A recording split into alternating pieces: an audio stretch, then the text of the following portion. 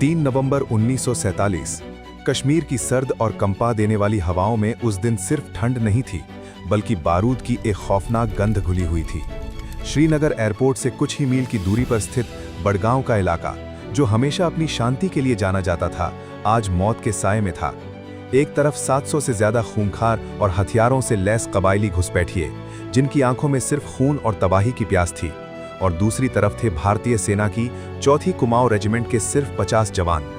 मौत का ये गणित बिल्कुल साफ था, बचने की कोई उम्मीद नहीं थी। इन 50 जवानों का नेतृत्व कर रहा था एक 24 साल का युवा मेजर। उस मेजर का एक हाथ प्लास्टर में बंधा हुआ था, वो चाहकर भी अपनी राइफल ठीक से नहीं पकड़ सकता था। दुश्मन लगातार करीब आ रहा था, गोलियों की बौछार बारिश की तरह थी। तब उस टूटते मोर्चे से वायरलेस सेट पर एक संदेश गूंजा, जो आज भी भारतीय सेना के इतिहास में स्वर्ण अक्षरों में दर्ज है। उस युवा मेजर ने अपने हेडक्वार्टर को आखिरी संदेश भेजा। दुश्मन हमसे केवल 50 गज की दूरी पर है, हमारी गिनती बहुत कम है, लेकिन मैं 1 इंच भी पीछे नहीं हटूंगा।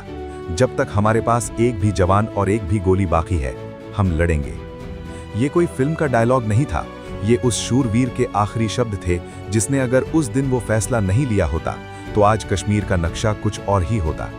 अगर वो 50 जवान बड़गांव में अपना खून नहीं बहाते तो श्रीनगर एयरपोर्ट दुश्मनों के कब्जे में होता और पूरा कश्मीर भारत के हाथ से निकल चुका होता।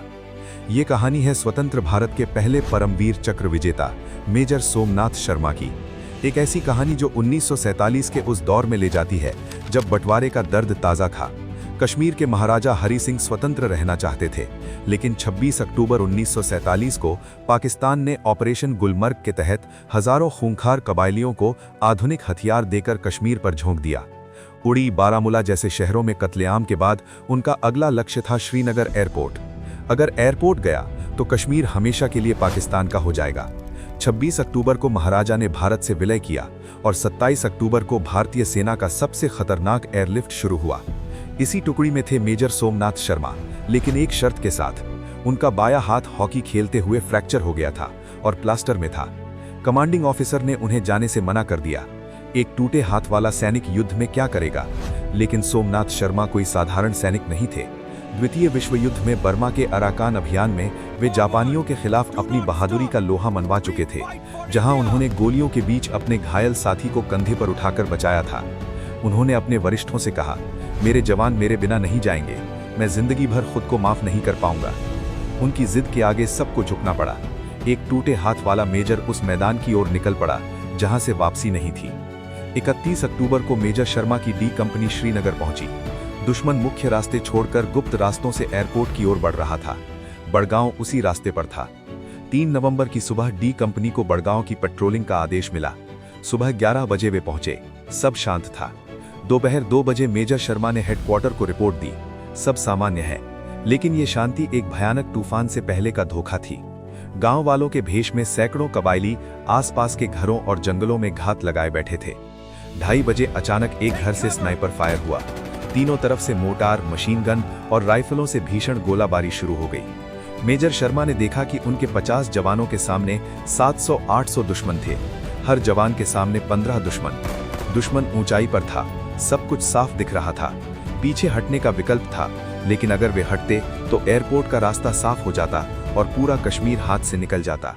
उस 24 वर्षीय मेजर ने फैसला किया, पीछे हटना नहीं है। जो हुआ, उसने वीरता की सभी सीमाओं को पार कर दिया। मेजर शर्मा का बायां हाथ प्लास्टर में था, वे राइफल नहीं चला सकते थे, लेकिन वे गोलियों की बौछार के बीच एक खंदक से दूसरे खंदक तक दौड़ रहे थे। उन्होंने अपने जवानों का हौसला बढ़ाया। जब गोलियां खत्म होने लगीं, तो उन्होंने अपने एक सही हाथ और दांतों से मैगजीन भरकर जवानों को उछाली। कल्पना कीजिए, चारों तरफ गोलियां, मोटार, खून और बीच में एक टूटे हाथ का कमांडर अपनी आखिरी सांस तक लड़ रहा था। दुश्मन 100 गज, 80 गज, 50 गज के अंदर आ चुका था। तब मेजर शर्मा ने हेडक्वार्टर को वो ऐतिहासिक रेडियो संदेश भेजा, मैं 1 इंच भी पीछे नहीं हटूंगा। उन्होंने हवाई मदद की गुहार लगाई, लेकिन वे जानते थे कि मदद पहुंचने तक उन्हें अपना खून देना होगा। दोपहर 3 बजे के करीब एक दिल दहला देने वाली घटना हुई। मेजर शर्मा अपने जवानों को गोला बारूद दे रहे थे, तभी दुश्मन का एक मोटार शेल उनके पास गिरा। धमाके के बाद जब धुआं छटा तो मंजर ने हर जवान के दिल को चीर कर रख दिया। उनका बहादुर कमांडर शहीद हो चुका था। लेकिन क्या डी कंपनी टूट गई? बिल्कुल नहीं। मेजर शर्मा के आखिरी शब्द, लड़ना है, आखिरी जवान और आखिरी गोली तक उनके कानों में गूंज रहे थे। बचे हुए जवानों ने अगले 6 घंटे तक 700 दुश्मनों को उसी जगह रोके रखा। दुश्मन हैरान थे, ये मुट्ठी भर लोग किस मिट्टी के बने हैं। उन 6 घंटों ने इतिहास बदल दिया। भारतीय सेना को समय मिल गया। पहली सिख रेजिमेंट और कुमाऊं की बाकी टुकड़ियां बड़गांव पहुंची। वायुसेना ने आसमान से आग बरसानी शुरू कर दी। जब नई टुकड़ियां पहुंची तो बड़गांव के मैदान में दुश्मनों की 200 से ज्यादा लाशें पटी थीं। बाकी दुश्मन भाग खड़े हुए। श्रीनगर एयरपोर्ट सुरक्षित था, कश्मीर बच गया। जीत की कीमत बहुत बड़ी थी।